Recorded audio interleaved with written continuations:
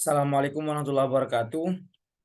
Pada kesempatan kali ini saya ingin membahas tentang strategi pemerintah mengatasi krisis di Dirjen Pajak. Ini merupakan tugas akhir semester saya, di mana mata kuliah ini dibimbing oleh Pak Wahyu sebagai dosen pengampu. Baik, langsung saja mempersingkat waktu, saya ingin menampilkan slide di dalam forum Zoom meeting ini sebagai poin-poin yang ingin saya sampaikan dan menjadi penjelasan saya di dalam menyampaikan presentasi ini.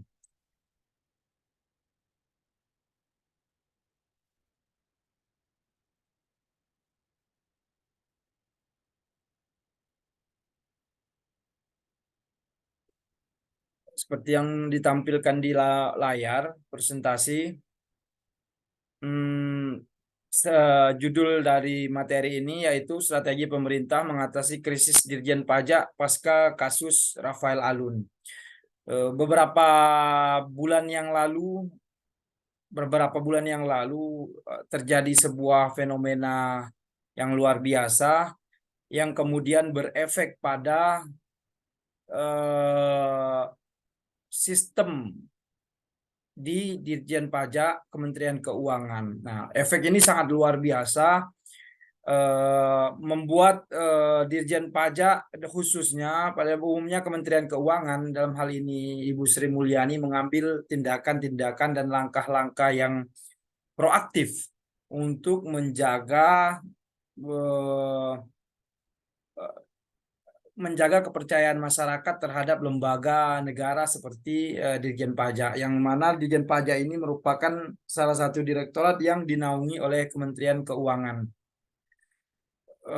Presentasi ini saya beri judul Strategi Pemerintah Mengatasi Krisis Dirjen Pajak Pasca Kasus Rafael Alun.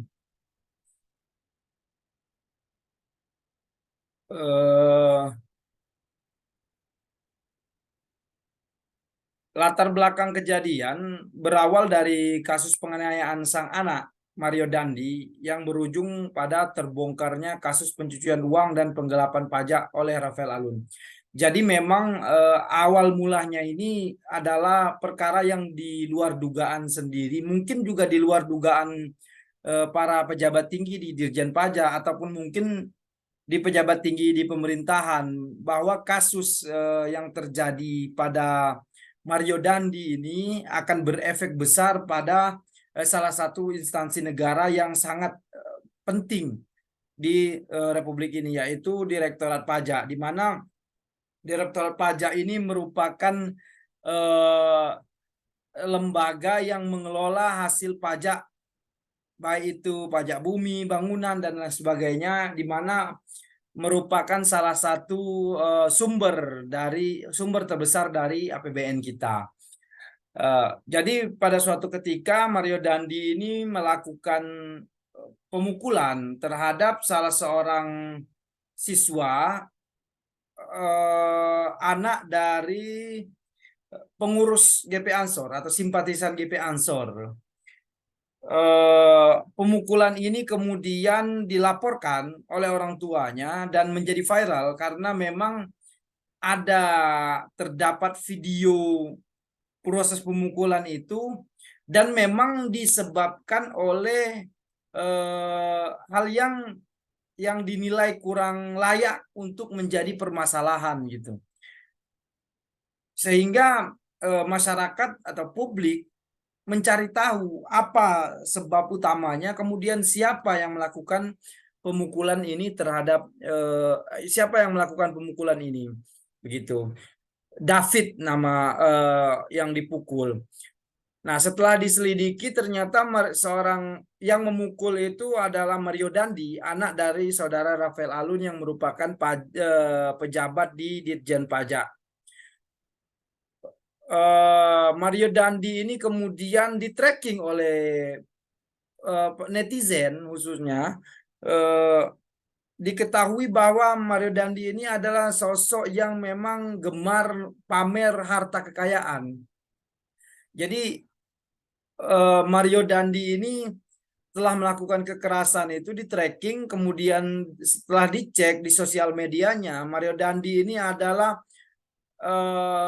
anak yang gemar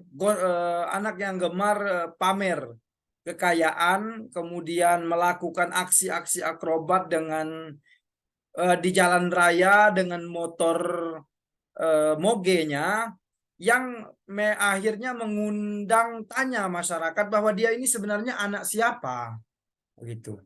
Nah, setelah diselidiki, kemudian dicari oleh netizen lah, khususnya dibongkar oleh netizen, begitu dapat informasi di-share di publik, ketahuanlah bahwa seorang Mario Dandi ini ternyata anak dari Rafael Alun. Rafael Alun ini merupakan salah satu pejabat tinggi di Ditjen Pajak, khususnya di Kanwil Jakarta Selatan. Nah, kasus tersebut seketika menjadi sorotan publik dan mengancam reputasi Kementerian Keuangan, khususnya Ditjen Pajak. Bahkan berdasarkan pantauan di lini masa sosial media Twitter, warganet beramai-ramai memberikan komentar ajakan untuk berhenti membayar pajak sebagai respon atas kasus tersebut. Ada beberapa pertanyaan masyarakat. Pertama, memang masyarakat menilai bahwasanya kekayaan seorang pejabat Ditjen Pajak tidak layak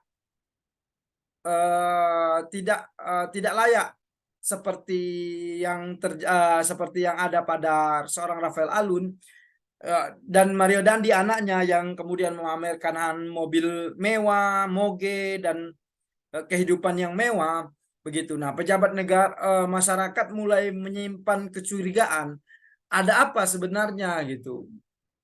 Setelah punya selidik, ternyata seorang Rafael Alun ini adalah pejabat Ditjen Pajak. Nah, masyarakat pun mulai menaruh curiga bahwa ada indikasi korupsi yang terjadi di situ, gitu. Sehingga punya selidik, kemudian didalami kasusnya, diperiksa dan lain sebagainya, dan terbongkarlah perkara itu. Terbuktilah Rafael Alun melakukan penggelapan pajak, kemudian akhirnya KPK pun menetapkan sebagai tersangka. Setelah KPK menetapkan sebagai tersangka, Rafael Alun pun diselidiki dan ternyata dibongkar harta kekayaannya melimpah dan sangat tidak wajar gitu. Nah, masyarakat terus menyoroti hal-hal tersebut. Nah, ini tidak hanya terjadi di Rafael Alun, kemudian masyarakat khususnya warganet kemudian kembali menyoroti hampir semua pejabat-pejabat di lingkup kementerian, khususnya di wilayah Kementerian Keuangan gitu. Nah, ada terakhir ke Bea Cukai. Lari ke Bea Cukai, mana-mana pejabat-pejabat yang dirasa punya harta kekayaan berlebihan yang tidak layak yang tidak layak dimiliki oleh seorang pejabat negara, masyarakat menaruh kecurigaan sehingga dibongkar, dan hal itu terus berkembang di wilayah lain. Lalu berikutnya, efek apa yang menjadi efek terhadap masyarakat? Efek dari kejadian ini ada 4 hal. Yang pertama yaitu kekecewaan masyarakat, menimbulkan rasa tidak percaya pada pemerintah, terutama Ditjen Pajak dan instansi pemerintah lainnya. Nah, jadi memang pasca kejadian itu Ditjen Pajak ini menambah rentetan panjang dari tingkat ketidakpercayaan publik terhadap pejabat negara. Sebelumnya kepercayaan pejabat publik sangat merosot pasca kasus Sambo, kemudian terhadap kepolisian pasca kasus Sambo, kemudian dilanjutkan dengan kejadian di Kementerian Keuangan, khususnya di Ditjen Pajak. Kemudian berikutnya, desakan untuk memeriksa harta kekayaan para pejabat negara yang dinilai tidak wajar oleh masyarakat. Jadi masyarakat berbondong-bondong, khususnya warganet lah, berbondong-bondong men-tracking harta kekayaan pejabat negara. Nah, mana-mana yang dinilai tidak layak dimiliki, kemudian di-share ke sosial media sebagai bahan gunjingan. Kemudian hal tersebut membuat instansi tersebut memeriksa langsung gitu orang yang berkaitan, sehingga masyarakat ikut membantu pemerintah dalam membersihkan pejabat-pejabat yang dinilai korup dan berperilaku korup. Kemudian yang ketiga, muncul gerakan penolakan membayar pajak dalam bentuk apapun. Jadi sempat muncul hashtag di sosial media itu, khususnya Twitter, tolak bayar pajak dan berbagai macam lah. Bahkan beberapa selebaran-selebaran ataupun pesan-pesan lah untuk menolak melakukan pembayaran pajak dalam bentuk apapun, baik itu PBB maupun pajak penghasilan, sehingga membuat pemerintah khususnya Kementerian Keuangan menjadi kewalahan gitu. Kemudian selanjutnya, masyarakat mulai tidak percaya dengan hampir semua instansi pemerintah. Krisis kepercayaan tersebut membuat masyarakat masa bodoh dan tidak percaya hukum. Jadi ini berefek juga pada ketidakpercayaan masyarakat kepada seluruh instansi pemerintahan, termasuk instansi di bidang hukum. Begitu. Kemudian selanjutnya, dampak terhadap Ditjen Pajak dan Kementerian Keuangan. Dampaknya adalah kepercayaan publik rendah. Masyarakat menilai semua pejabat tinggi di Ditjen Pajak adalah orang yang korup. Kemudian Ditjen Pajak mengalami kesulitan dalam melakukan sosialisasi pembayaran pajak. Kemudian apa selanjutnya, jumlah penghasilan pajak menurun. Kemudian orang pesimis terhadap kinerja Kementerian Keuangan. Sehingga efek dari ini, Kementerian Keuangan merasakan betul dampaknya. Masyarakat pesimis, sehingga bukan hanya persoalan pajak, namun persoalan-persoalan lain khususnya tentang keuangan di negara ini, masyarakat mulai pesimis dengan Kementerian Keuangan bahwa Kementerian Keuangan tidak mampu menyelesaikan hal tersebut dengan baik. Nah, lalu apa strategi dan langkah-langkah pemerintah hadapi krisis di Ditjen Pajak? Pasca viralnya kasus Mario Dandi, Rafael dan Mario Dandi, Kementerian Keuangan kemudian melakukan langkah-langkah komunikasi yang lebih responsif untuk merespon kasus tersebut. Tidak hanya memanfaatkan doorstop, lalu memberikan pernyataan terkait kasus tersebut. Namun Menteri Keuangan Sri Mulyani menggelar konferensi pers untuk merespon kasus tersebut. Nah, perlu diketahui bahwa konferensi pers memerlukan persiapan matang agar pesan-pesan tersampaikan dengan baik kepada publik. Nah, setidaknya perlu ada ide identifikasi pesan-pesan kunci yang jelas, terfokus dan menjawab permasalahan atau kekhawatiran publik. Nah, selain itu, memberikan kesempatan untuk media mengajukan pertanyaan juga diharapkan mampu memperkuat transparansi dan akuntabilitas pemerintah untuk menjawab kekhawatiran publik. Nah, itu yang dilakukan oleh Kementerian Keuangan. Kemudian Kementerian Keuangan pun membangun hubungan dengan media sebagai salah satu langkah untuk menjawab keraguan publik akibat kasus Rafael Alun dan Mario Dandi. Setidaknya Kementerian Keuangan Sri Mulyani menghadiri 2 acara talkshow di televisi nasional seperti Rossi dan Kick Andy sebagai salah satu saluran untuk menyebarluaskan langkah-langkah untuk mengatasi kasus tersebut. Jadi Sri Mulyani langsung melakukan langkah-langkah ofensif kepada pihak media, berkomunikasi, membangun komunikasi kepada masyarakat untuk menjelaskan duduk perkara dari kasus-kasus tersebut, bahwa kasus tersebut bukanlah wajah dari Kementerian Keuangan. Namun kemudian menyelesaikan krisis, langkah-langkah komunikasi publik Kementerian Keuangan tersebut dilakukan sebagai upaya menjaga kepercayaan publik terhadap kebijakan dan kinerja pemerintah. Melalui upaya komunikasi publik yang efektif dan responsif tersebut, Kementerian Keuangan dapat memberikan penjelasan terkait langkah-langkah yang sudah diputuskan untuk menangani kasus tersebut, meluruskan isu yang muncul di tengah-tengah publik, dan menunjukkan komitmen untuk memastikan tindakan hukum atau kasus-kasus yang muncul. Kemudian komunikasi publik merupakan hal yang penting untuk dilakukan dalam menjaga hubungan antara pemerintah dan publik.